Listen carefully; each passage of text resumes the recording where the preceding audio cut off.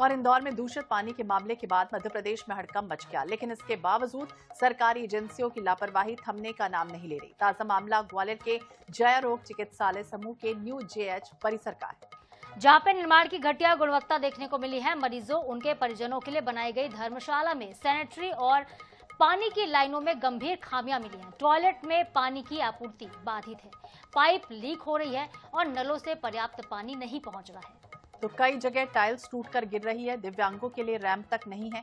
अस्पताल प्रबंधन ने खामियां सुधारने के निर्देश दिए, लेकिन आधी अधूरी तैयारी के बीच धर्मशाला का हैंडओवर प्रशासनिक लापरवाही को उजागर करता है और इन खामियों का मौके से जायजा लिया हमारे सहयोगी जावेद खान ने।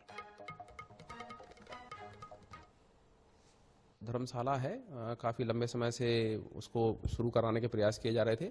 आदरणीय अधिष्ठाता महोदय और अधीक्षक महोदय के अथक प्रयासों से वो और माननीय मंत्री श्री नारायण सिंह कुशवाहा जी के से जो फंड हमें प्राप्त हुआ था,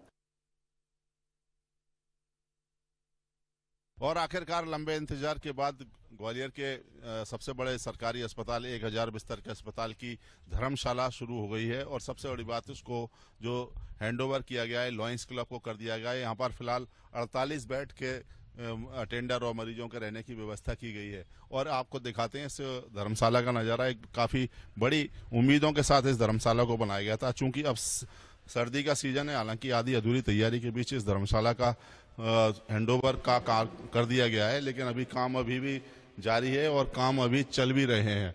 यहाँ पर जो चूंकि एक ताकि संस्थाओं से इसमें यहाँ पर वो टेंडर मंगाए गए थे, लेकिन मंत्री नारायण सिंह कुशवाहा की निधि से यहाँ पर जो निर्माण कार्य चल रहे हैं। और सबसे बड़ी बात है कि आप देख सकते हैं, मैं दिखा दूं कि अभी काम चल रहे हैं और ये चूंकि एक हैंडओवर हो गया, लेकिन काम अभी पूरा बाकी है।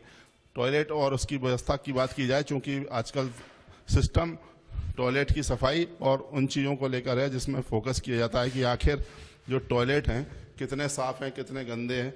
तो यहाँ भी हम देख रहे हैं कि अभी यहाँ शिकायत मिली थी कि टूटी फूटी टोंटियाँ हैं, उसके बाद यहाँ पर अब देख सकते हैं, लेकिन गंदगी का साम्राज्य यहाँ पर पूरी तरीके से है। टूटे पड़े हैं और साफ सफाई और हाइजीन की बात की जा रही है। टोंटियाँ और नल पूरी तरीके से टूटे फूटे पड़े हैं। हालांकि लॉयंस क्लब ने इसको लिया है, लेकिन यहाँ पर जो यात्री या अटेंडर आएंगे उनके लिए कोई व्यवस्था यहाँ पर माकूल रूप से दिखाई नहीं दे रही है। तो ये नगर जो ग्वालियर के जो धर्मशाला की बात की जा रही है, जो सबसे बड़े जया रोग अस्पताल समूह जिसका मंत्री नारायण सिंह कुशवाहा जी के मुख्य अतिथि में उद्घाटन किया गया था, इसमें सब बड़े 26 दिसंबर को इसका उद्घाटन हो गया था। हैंडओवर 1 साल को नए साल में हुई है, लेकिन सवाल यही है कि सुविधाएं नहीं होती तो आखिर कैसे चीज़ों का लोकार्पण हो जाता है। इसका जीता जागता उदाहरण जो ग्वालियर की सबसे बड़े सरकारी अस्पताल के जया रोग अस्पताल समूह की जो धर्मशाला है, उसमें 48 बेड का जो है और करीब 450 करोड़ रुपए की लागत से ये बनी थी। और इसका लोकार्पण चूंकि मेंटेनेंस की वजह से नहीं हो पा रहा था, लेकिन अब सामाजिक संस्थाओं के रूप में लॉयंस क्लब ने इसकी जिम्मेदारी संभाली है। लेकिन यहाँ पर जो मरीजों के स्वास्थ्य और अटेंडर के स्वास्थ्य का भी ध्यान रखना होगा, ताकि इस तरह की गंदे पानी की समस्या और टॉयलेट और सीवर की समस्या से उनको निजात मिल सके और ऐसी कोई घटना की पुनरावृत्ति न हो जो इंदौर में हुई। कैमरामैन अजय उपाध्याय के साथ जावेद खान, INH न्यूज़ ग्वालियर।